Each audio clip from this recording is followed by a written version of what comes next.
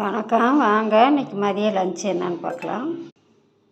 சுட சுட சாதம் இருக்குது, சாதம் வச்சுக்கலாம்.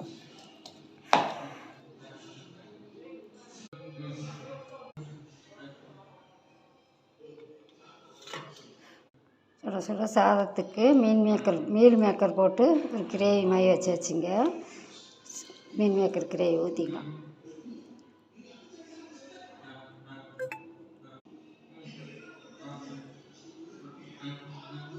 மாங்காய் பச்சடி செஞ்சுருக்கேன், வச்சுக்கலாம்.